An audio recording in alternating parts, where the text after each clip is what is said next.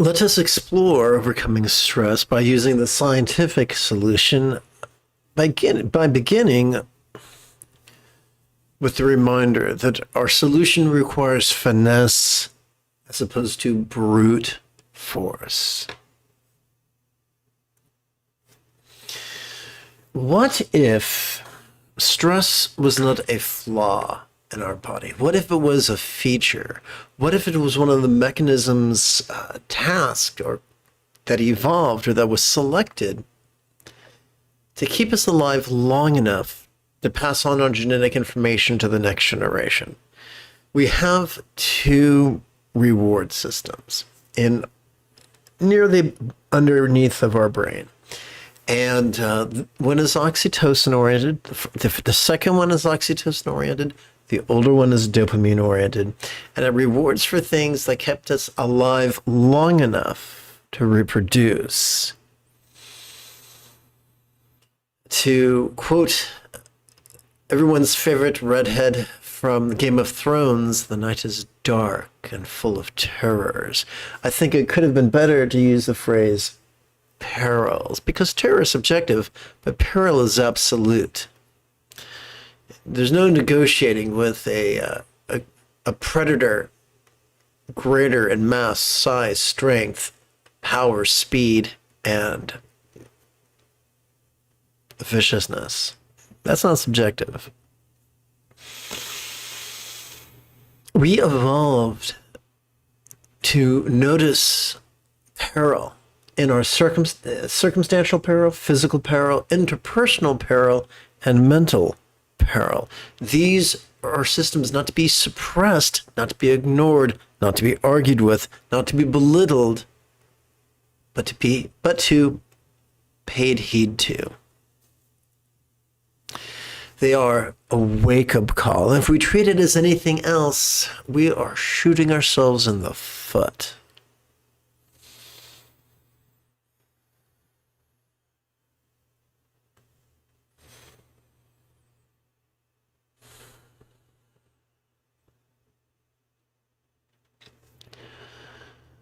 So the first one you have to do is obviously check for peril.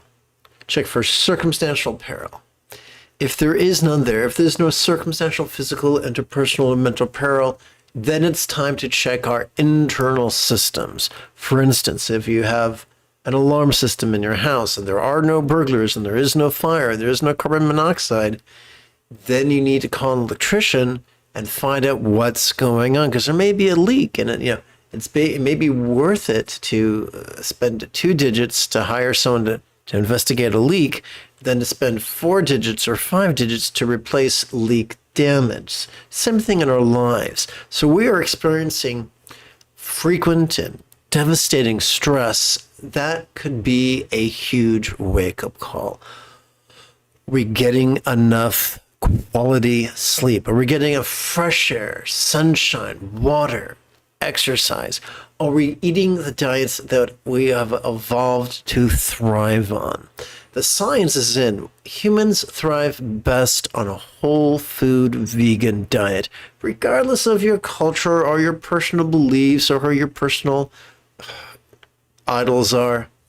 The science is in. What's it called?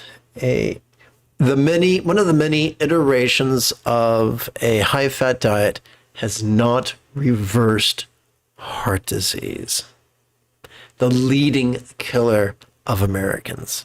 The leading killer of Americans is not taxes, it's not terrorists. That's what we eat. That's what we eat. It's killing us. So if you don't believe me, I encourage you not to believe me. I'm not the be-all, end-all, but there are a lot of free resources here on YouTube. You can go to nutritionfacts.org. That's a wonderful resource. You can go to Mike the Vegan, M-I-C the Vegan. That's an AV geek joke. Here on, what's it called? YouTube. I think you can look up a lot of vegan documentaries, including The Game Changers. these things, if you intelligently go whole food vegan for 90 days, it'll change your life in a very positive way. And there's no need to reinvent the wheel, and it can actually be cheaper than the way you're eating now. Let's move on.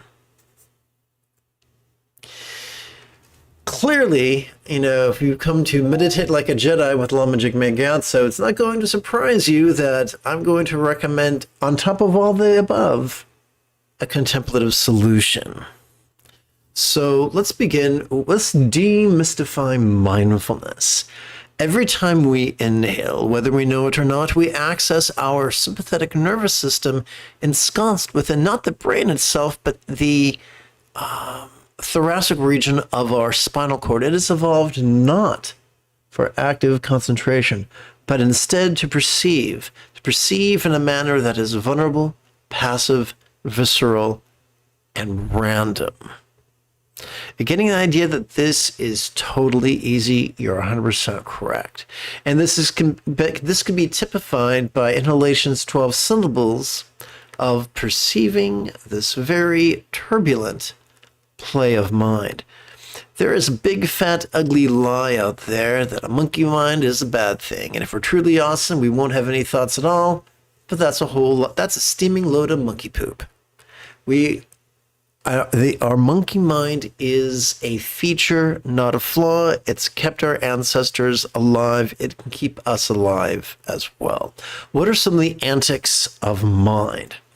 Well, perceptually, mind can perceive appearance, resonance, sensation, flavor, and fragrance. Mind can also emote, intend, reason, recall, and imagine. So what do we do with all these things that we could notice? That brings us to meditation. Every time we exhale, whether we know it or not, we access our parasympathetic nervous system, ensconced within the lower lumbar region of our spinal cord, as well as the tippy top of its cervical region. It has evolved to help us to physically relax as well as mentally release, as is typified by exhalation's 12 syllables of relaxing into mind's non-graspable nature. There's a big, fat, ugly lie that non-graspability is super mysterious and you cannot understand it unless you submit to the patriarchy and bow the knee to your guru. Bullshit. So here's how it works. It is not our job to superstitiously and rigidly believe that mind is literally non-graspable, nor is it our job to pseudo-intellectually try to convince ourselves or others that mind is literally non-graspable. Way back in the 4th grade, they should have taught us that not all statements are literal. Consider 3 statements. John is tenacious. Number 2, John is as tenacious as a dog with a bone. Number 3, John is a dog with a bone. Is that a literal statement? Does John prance about on all fours and sniff strangers' asses because doing so is frowned upon in polite society? No. John is a dog with a bone is a metaphor of tenaciousness, and we should have been taught that in grammar school. So, here's how it works. Every time we relax into, every time we relax into our exhalation, whatever we perceived during the previous inhalation could now physically feel as if it was as non-graspable as a vast, empty void. It could feel as if it was as non-graspable as an illusion of the infinite azure sky on a bright and beautiful cloudless morn, which, although could be tantalizing to the eye, is actually non-graspable to the hand. And there you have it. The most popular metaphors of Buddhism explained. And whenever we relax into our exhalation, whatever we noticed during the previous inhalation, you now feel as if it was as non-graspable as if it was empty, if it was birthless, if it was deathless, if it was not me. It's when we look at the conundrums of the spiritual path as figures of speech and not literal edicts, a world of possibility opens before us. Right now, together as a team. Oops, wrong button. I got ahead of myself.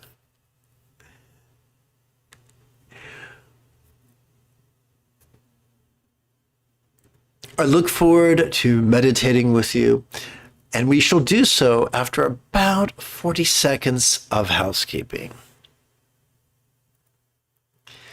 Oops, wrong button.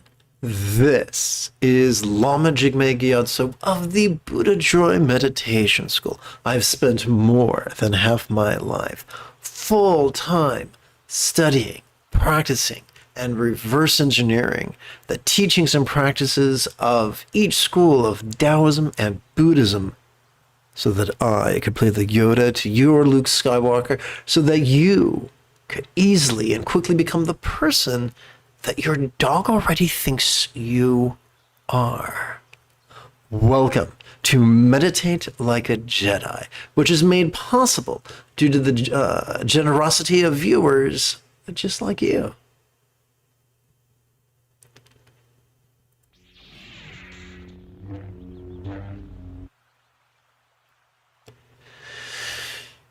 I found we don't need to chant. We don't need to pray. But when we chant, what we're really doing is using words to fine-tune our intention. And we don't actually need to do that. But I found most people need structure. Most people desire structure, like a sprinter who wants a starter's pistol and a finish line. I have found it useful to begin and end every meditation session with a concise chant of love. Super easy. Together. May all beings master the Tao of simplicity, patience, and compassion. May all beings master the Tao of simplicity, patience, and compassion. May all beings master the Tao of simplicity, patience, and compassion. So, what's the deal with these people and this old man? Health permitting, every day I like to, my two favorite forms of exercise are either walking meditation, taking a brisk walk while listening to a root text, or performing a variation of geriatric step back squat thrusts while verbally reciting a compassionate intention, often in front of an image that reminds me of the teachings of Lao Tzu, the author of the Tao Te Ching. Is that mandatory? No. Is it supernatural? No. Is it fun? Yeah, it's fun, it's free, and it feels good. So there you go. We've already explored the meditation instructions. So now, together as a team, let us meditate as transformatively as General Leia Organa on Ajahn Class under the guidance of her brother, Luke Skywalker.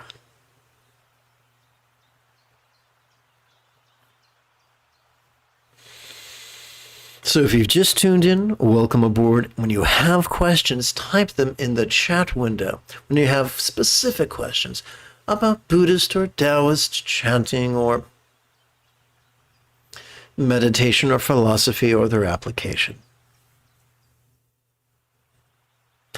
As we breathe in, let's silently and mentally recite, perceiving this very turbulent play of mind. And as we exhale, let us silently and mentally recite, relaxing into mind's non-graspable nature.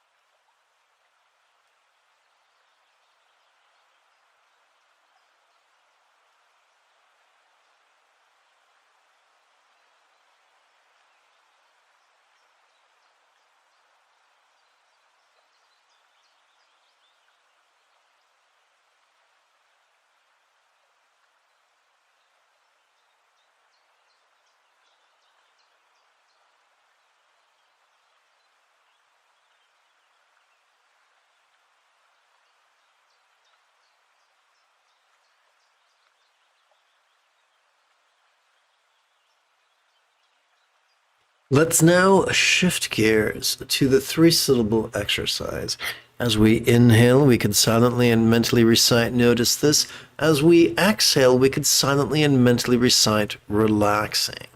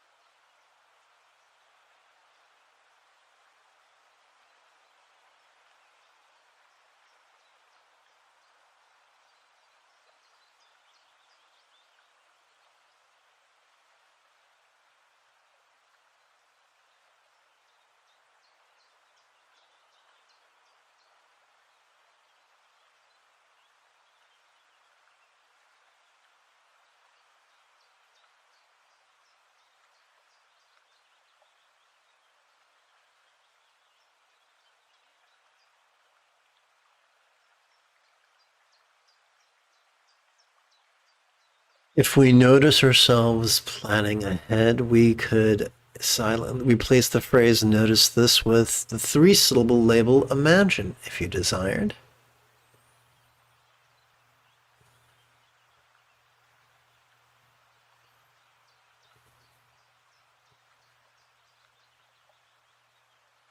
If you find yourself noticing or fixating on the ambient sounds of your environment, you could replace we could use the three-syllable label resonance.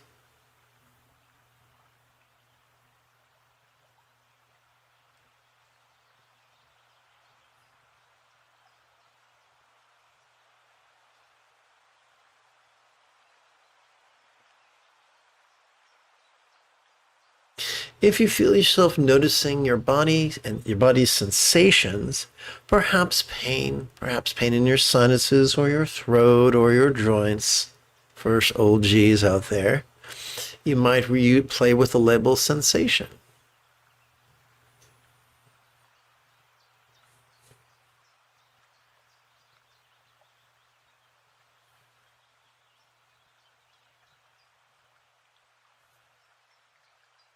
So what we're doing is we're practicing the union of mindfulness and non-duality.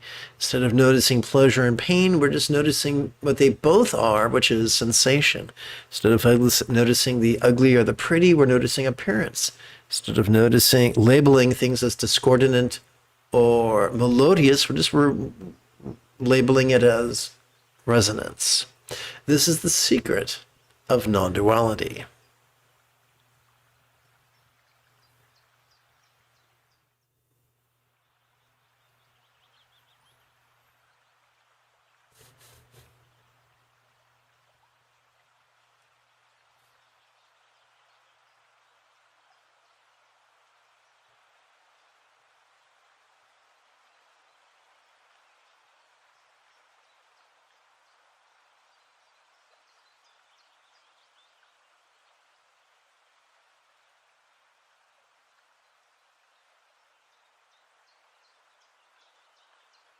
If you find yourself wishing you were something or had something you did not have or are, you can simply play with the phrase or the label intention.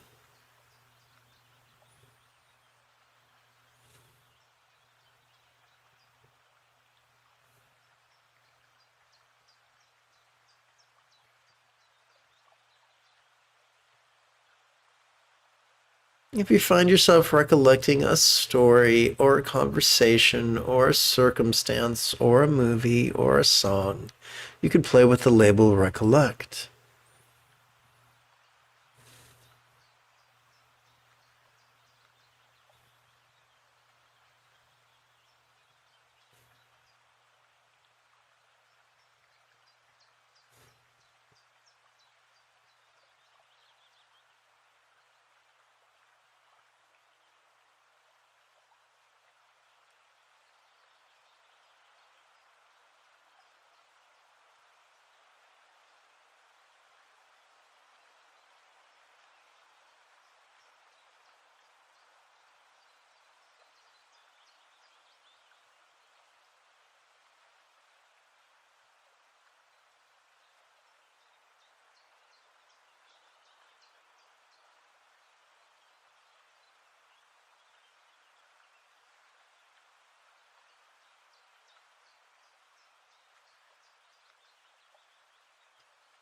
So we could switch gears from the 3-syllable exercises to the essential 1-syllable exercise.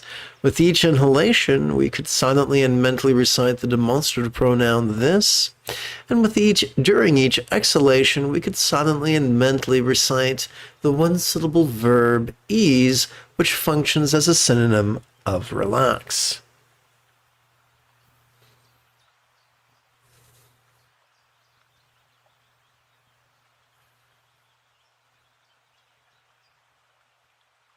Converting these labels to 1-syllables means that imagine is now dream, recollection is now then, and physical sensation is now simply form.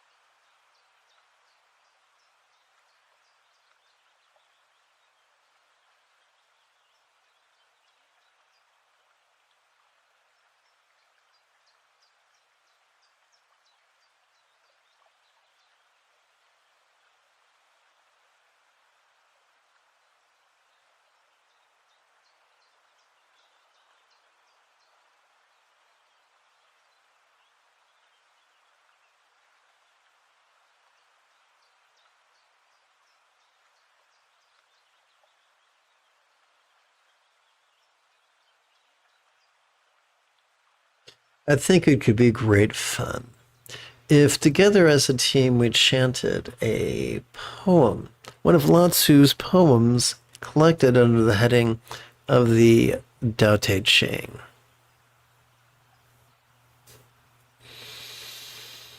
The world's most tender thing surpasses the world's hardest thing. What has no existence enters where there is where no space is. From this we know that in not acting we gain a wordless teaching and effortless increase. You in the world realize this. This 43rd poem of the Tao Te Ching has been interpreted literally by the rigid-minded, who went on to abuse their Zen students, multiplying suffering and creating no new Buddhas. Specifically, that's a reference to a wordless teaching. As read through a flexible lens, this passage reminds us of the folly of active striving, as well as the benefit of flowing from centered spontaneity, vulnerable and empathetic.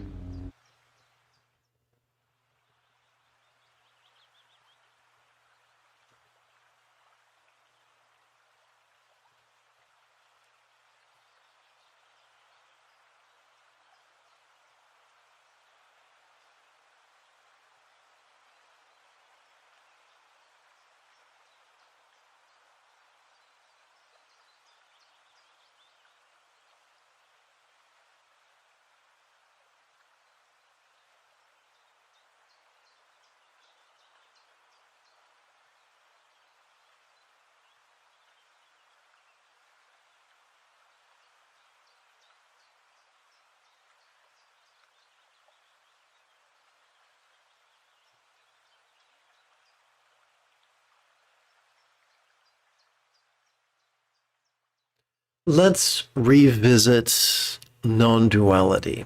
If we take non-duality literally, it don't make no sense. Shit is not chocolate. Fear is not peace. Pleasure is not pain. So let's look at it figuratively. They are all members of the same subset. Ugly and pretty are both found in the subset of appearances. Pleasure and pain are both found in the subset of sensations. Happiness and joy are part of the subset of emotion and so forth. So by quote unquote not putting a too fine take two by not putting too fine a point on it, thank you for our friends in Britain, what we're doing is balancing, being mindful and yet practicing non-duality. This is not something to believe in. This is an exercise to do. This is important. Belief is not an end run around practice. It's a shortcut that leads to a dead end.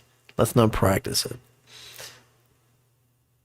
These techniques are easy and effective, and they convert that which typically feeds turmoil into the raw energy, the crackling energy that metaphorically turns the wheels and gears and cogs of the enlightenment machine.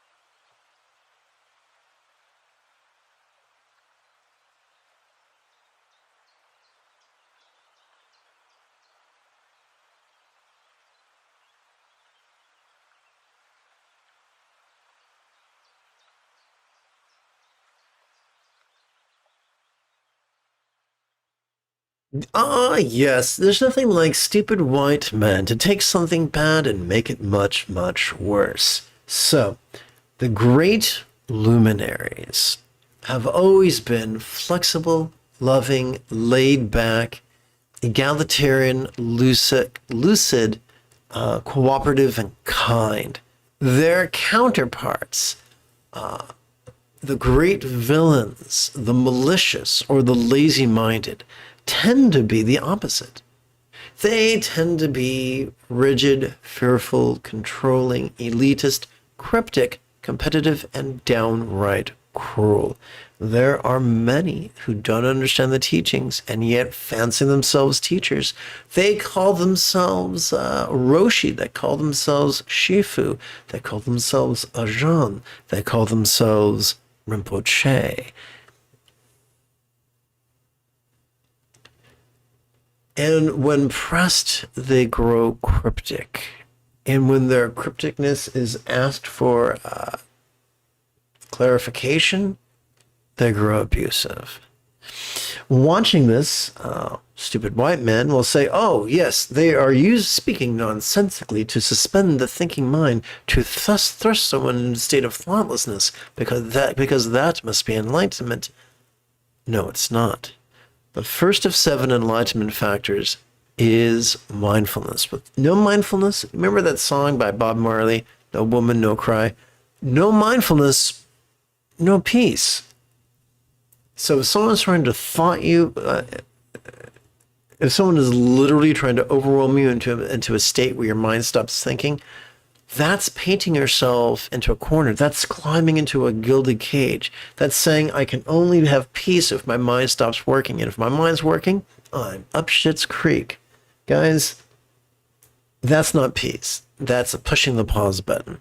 We want techniques that are so resilient we can practice them easily and effortlessly in any circumstance, whether we're standing, sitting, lying down, or curled up in a ball crying, whether we're comfortable or uncomfortable, whether we're wet or we're dry, whether we're inside or outside. We need something that's versatile, not that only works in one mental state. That's poo-poo caca. So, if someone doesn't know the teachings, they're going to often bullshit. Tell me if you've seen this one before. If you can't dazzle them with brilliance, baffle them with bullshit. We had an entire president whose communication style was predicated on overwhelming people with deceit. In fact, neuroscientists have looked into it. There's only so much bullshit we can hear before it exhausts our critical faculties and we fall into a state of hypersuggestibility. That is not freedom. That is not liberation, and that is not enlightenment. If your teacher does that, find a better teacher. The teachings were supposed to be lucid. Now, yes, humans are wired to think symbolically, and therefore to communicate symbolically with figures of speech, simile, metaphor, hyperboles, and the like, or hyperboles and the like. And that's fine. But if someone can't or won't explain it to you and break it down so you can understand it literally, then the problem is not you. The problem is them. Find a better teacher. Find someone who will rejoice in answering your stupidest of questions. If you walk in, with glazed-eyed, slack-jaw, knuckle dragon, and ask a stupid question about Buddhist or Taoist, chanting or meditation or philosophy or application, find a teacher who will joyfully answer that question in a way that is beneficial to the smartest and the dumbest you know. Let's continue.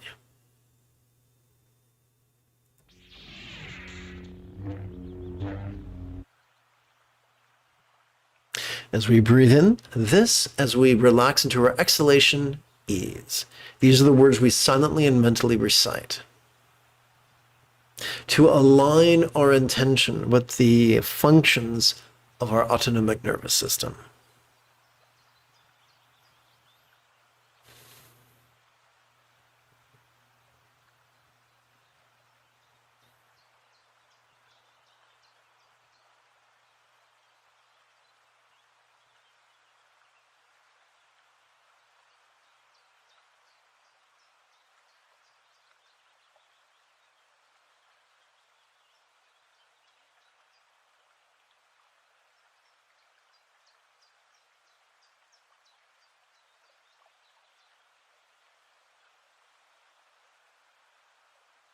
If behind your eyelids you notice a light show, then you can play with the labels see, ease.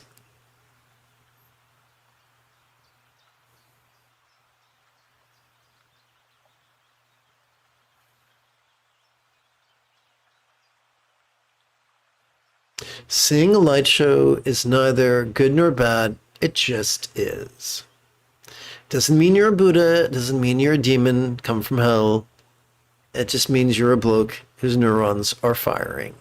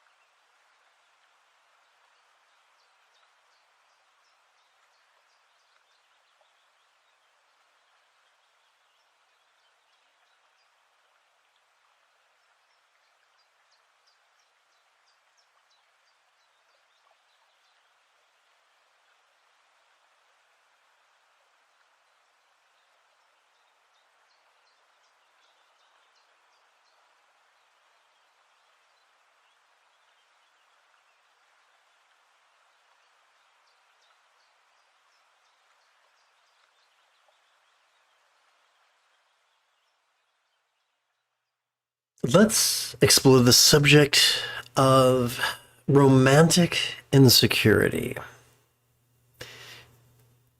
If you are in a relationship, a romantic relationship, and your partner feels insecure, perhaps threatened by someone, an acquaintance of yours or a former lover of yours, who they might feel is out of their league, then that you have like somehow stooped down to date them. If they feel that way,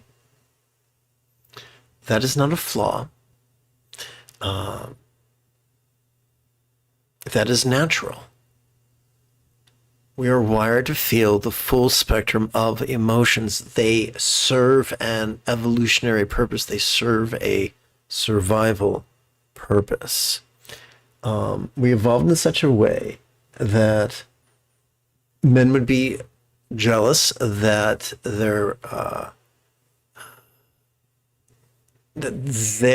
genetic material would be carried forth to the next generation, and women evolved to be jealous that they would keep their partner because their survival and the survival of the children, the odds of that survival would be enhanced with a partner. So these mechanisms serve an evolutionary function. It doesn't mean they don't trust you. It doesn't mean they're a bad person. It means they're annoying, but everyone's annoying. It means they're inconvenient, but who is inconvenient? Everyone's convenient. I'm inconvenient, and so are you. We're all inconvenient. We're all pains in the ass, often not in the fun, tingly way. So when one's partner is insecure about something, don't criticize them, don't debate them, don't attack the irrationality of their emotions. Emotions aren't supposed to be rational. Emotions are older than rationale. And so, ironically, to expect emotions to be rational is irrational. But let's not go there. I don't want to wax redundant like Polonius in Hamlet. When our partner is insecure, interrupt their pattern with some eye contact and some physical contact. Change your tonality, and with the utmost of respect and tenderness, assuage their insecurity. If you do that, you will relieve their pain. You most likely have a delightful evening. If you do the opposite of that, you will increase their stress, you will increase your stress, and you most likely have an unpleasant evening. Always choose kindness.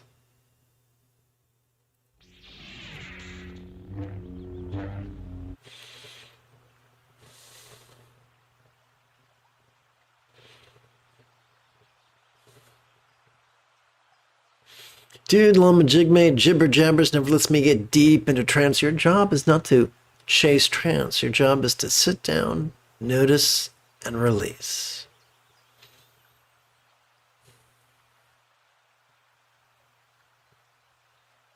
Despite the ravings of elitists,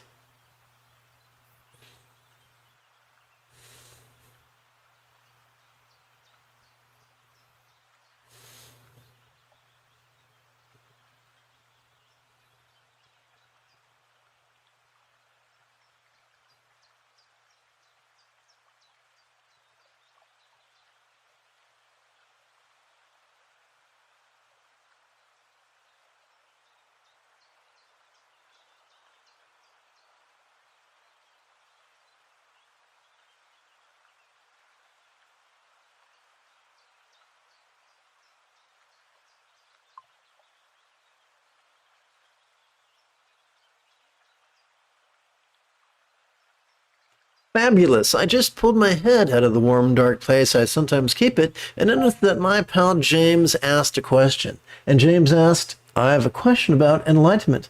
Once you attain it, is it possible to lose it? That is an excellent question. How do I know that's a smart question? Okay, so for the sake of editing later on, James just asked, I have a question about enlightenment. Once you attain it, is it possible to lose it? James, that's a good question. How do I know that's a good question? Ha ha ha! Because I asked it. And the first step to answering this question is demystifying the term enlightenment. What if enlightenment is nothing more than the mastery of the basic techniques that you can learn in one live stream? Consider Maslow's pathway of mastery. There is ignorance of awareness. There is unconscious ignorance. There is conscious ignorance. There is conscious mastery. There is unconscious mastery. So once we get good at this stuff, get so good at this stuff that we practice it spontaneously, habitually, easily, and effectively, then we could be described as enlightened. Although, like most labels, it has its positives and negatives. But like anything else, could we lose it? Well, let's replace the term enlightenment, with the term buff. Let's pretend you ate a whole food, plant-based, vegan diet. Let's pretend you went for a brisk walk every day. Let's pretend you did calisthenics every day, and you did them wisely, and you got feedback from your body and perhaps from friends who knew more than you on the subject. If you did that for a month or a quarter or a year, could you become more leaner, more stronger, more buffer than you are now? Hell yeah. Great. What happens if you stop doing that? If you started, eating mac and cheese 6 times a day? Yeehaw! And your only exercise was prying your tuchus off the couch and staggering your way to the bathroom. Do you think you would maintain your state of buffness? No, not so much. Not so much with the buffness. We live in an interdependent universe where stuff is always changing. With the changing of the seasons, we see the impermanence of a year. With the waxing and the waning of a moon, we see the impermanence of a month. With the rising and the setting of a sun, we see the impermanence of a day. With the swelling and the sinking of our chest, we see the impermanence of a breath. Ever-changing one and all, there is nothing permanent to grasp. So yes, if you build a habit of mastery, you can undermine the mastery simply through our choices and our actions.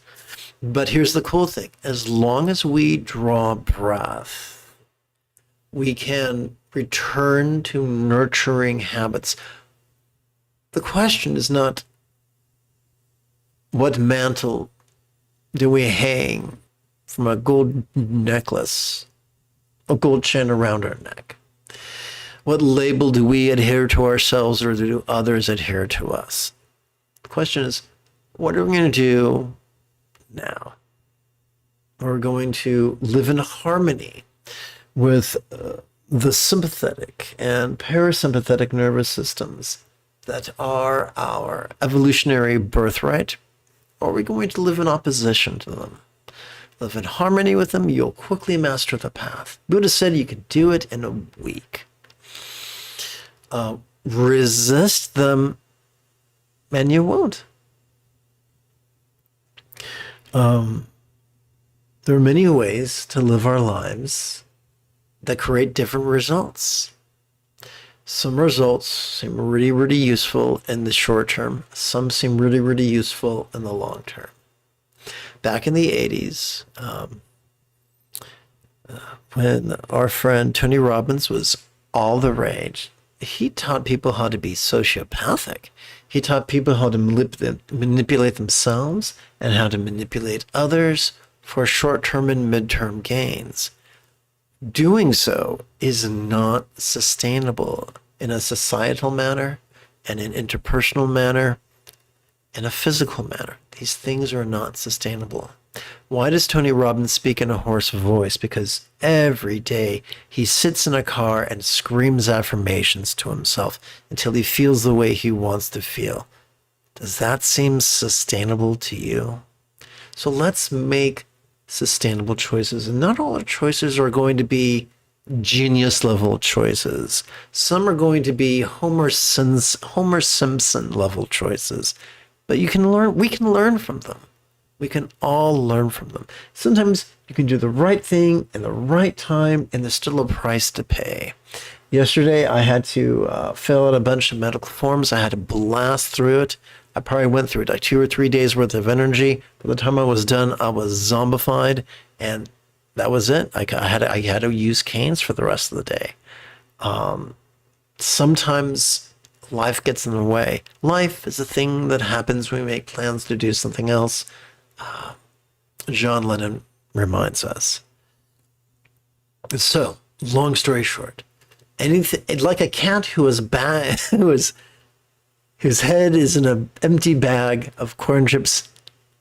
Eventually, you can extricate ourselves from anything good or from anything bad. But as long as we draw a breath, we can always begin again. And remember, the journey doesn't have to be epic. It can be easy. I hope that helps.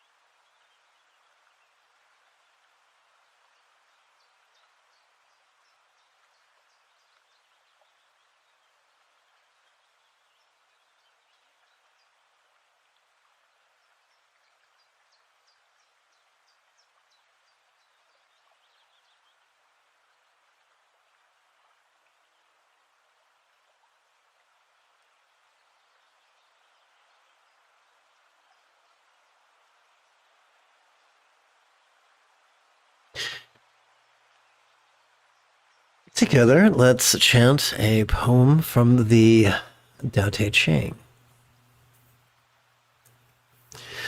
Fame or your body, which is more dear, your body, your wealth, which is more precious, gain or loss, which is worse. The more you cherish, the greater the waste. The more you hold, the greater the loss. In knowing contentment, you suffer no shame. Despite the ravings of Wall Street and the dreams of avarice, the greatest wealth is simply contentment. Together. In knowing when to stop, you are free of trouble and can live a long time. Discretion really is the better part of valor.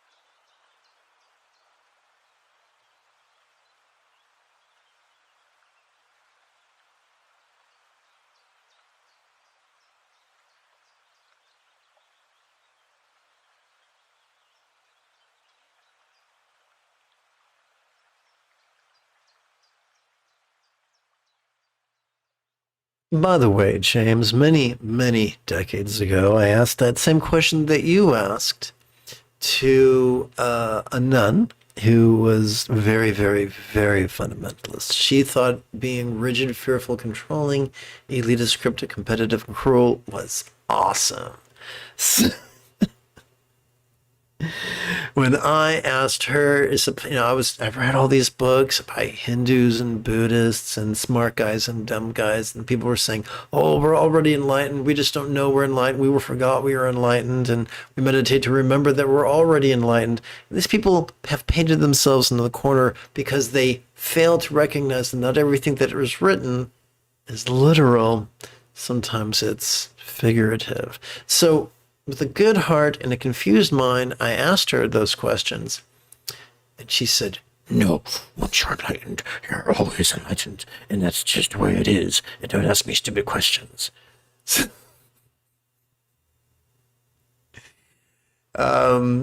Yeah. So different people, so that's a great question that you can ask. It's a litmus test. The way people answer their questions tells you a lot about where they're at and where you're going to be at if you emulate them.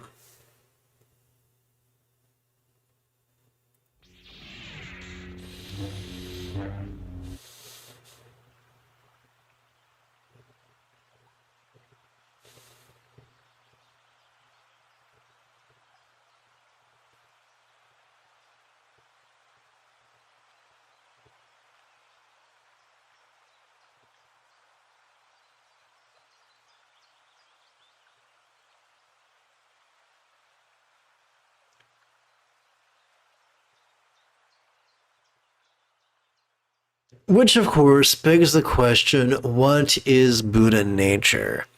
Buddha nature is a term that was coined at the beginning of the Iron Age a very long time ago.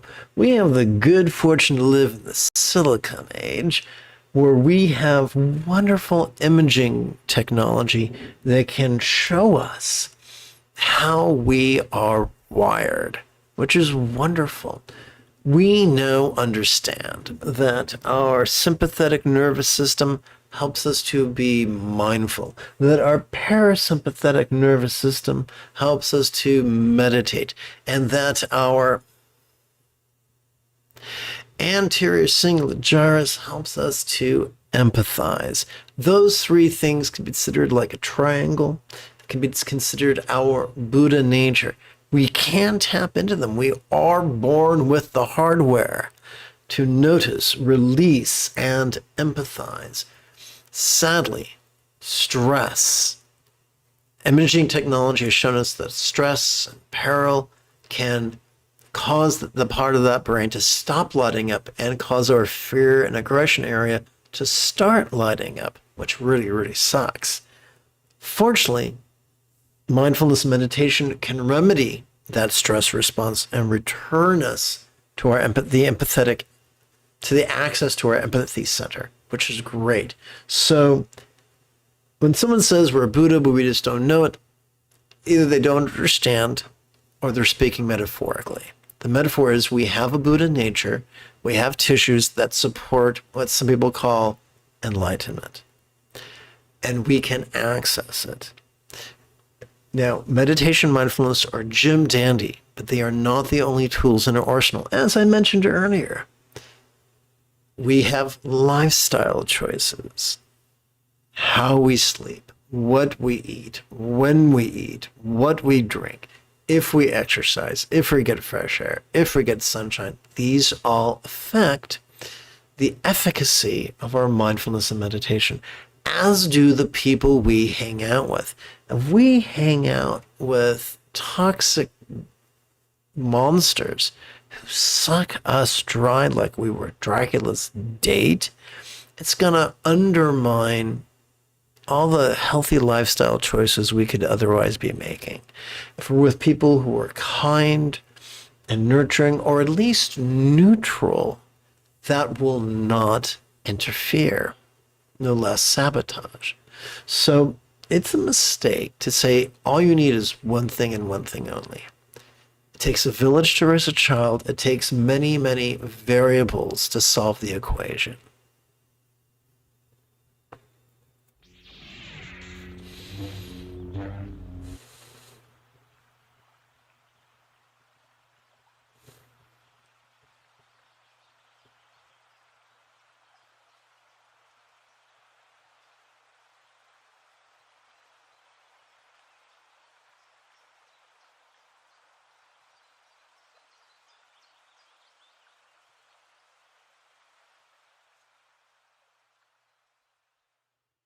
Let's return to the thing about the personnel in our life, the individuals who occupy the metaphoric environment of our life. We're not omnipotent. We can't control anything. And our boundaries only work as far as someone who respects us and wants to be in our life. The Rolling Stones sang a song in the 70s, You Can't Always Get What You Want. And in the wonderful movie, The Devil's Advocate, in one of the soliloquies delivered by our friend Al Pacino, we explore the idea that humans are desire machines. We can desire so much. It can be maddening. Just because we desire something does not mean we need it. We can squander our lives chasing the perfect partner, the perfect circumstance. Or we can remember that perfect is the enemy of good. Because we can get everything just so. We can have the perfect environment, place to live, perfect job, perfect friends, perfect lover. And then we've exhausted ourselves, and there's no room for our spiritual practice. If our number one goal, if our number one pursuit is spiritual practice, and everything else either supports that or undermines that, then perfection is not necessary. Good enough is good enough. Let us not exhaust ourselves chasing the bluebird of happiness. Let us simply do what we can to practice the teachings that we might be the people that our dogs already think we are. And that's enough to be peaceful and loving and happy and inadvertently create a light revolution directly and indirectly in the world around us. The world, I think humanity could use a light enema, to borrow a phrase from our friend Joss Whedon.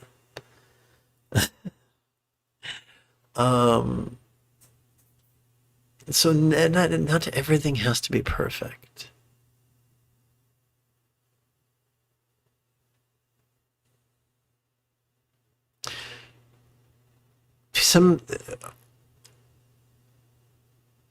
Lao Tzu reminds us in the 81 poems of the Tao Te Ching not to make things happen, but to let things happen. No, not through passive aggression, but through practice of mindfulness and meditation that enhance love's centered spontaneity.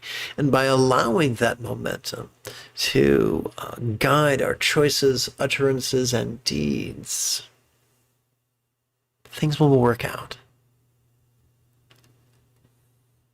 Our lives are not a movie. We are not directors.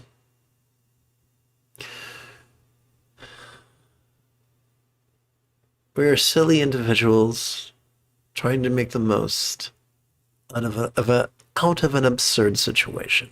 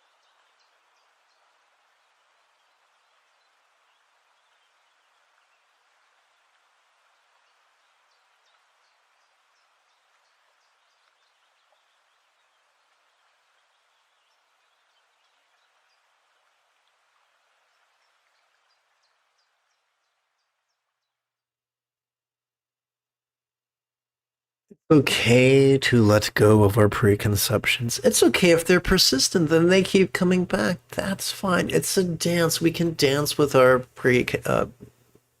preconceptions. We notice them sometimes as we breathe in. We loosen our grip upon them as we relax during our exhalation.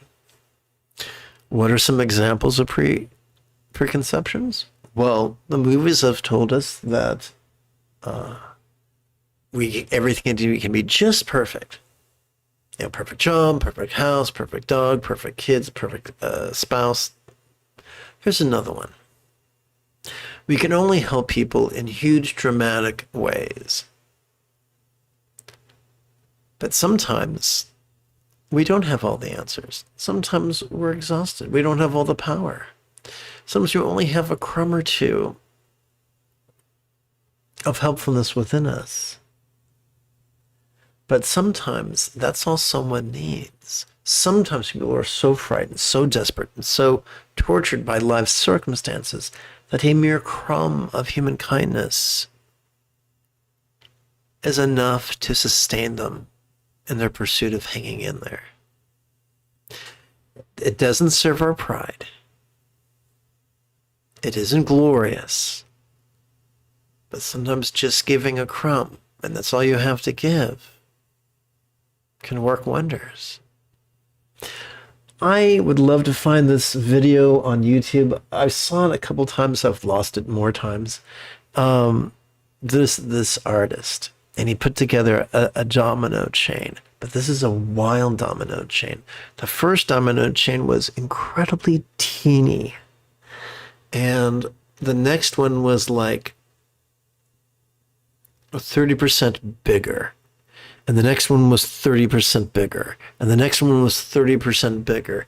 Until within the span of, 3 meters, 4 meters, he went from a teeny tiny domino to a domino bigger than a front door. And you guessed it, after he tipped over the first teeny tiny domino, after a few minutes of increasingly louder clacking and clacking and clacking, the big, huge Mondo domino the size of a monolith in the 2001 Space Odyssey fell over with a resounding thud. The moral to that story, my friends, is, as you have probably surmised by now, that little changes can indirectly create huge effects. And we call that a quantum leap. Small change, huge effect. I wish I was clever enough to have made that up, but I'm not.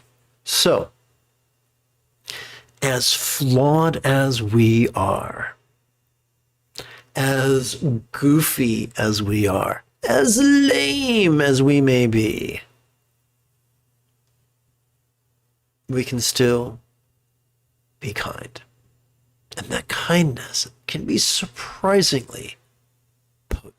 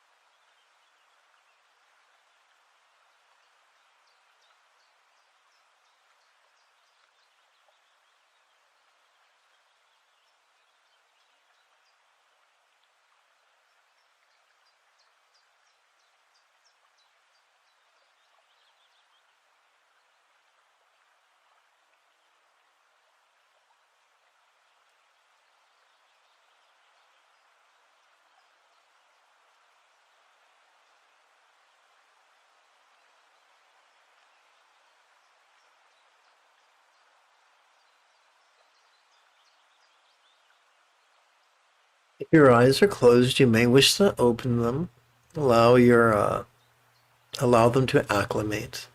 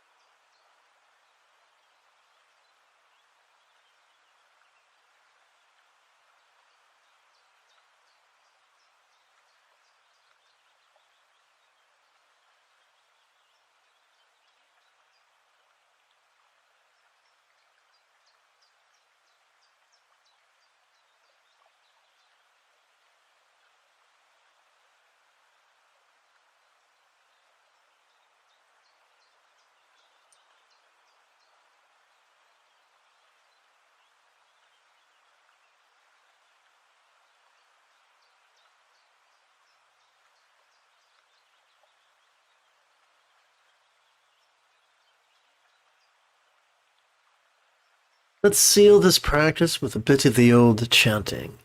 May all beings master the Tao of simplicity, patience, and compassion. May all beings master the Tao of simplicity, patience, and compassion. May all beings master the Tao of simplicity, patience, and compassion.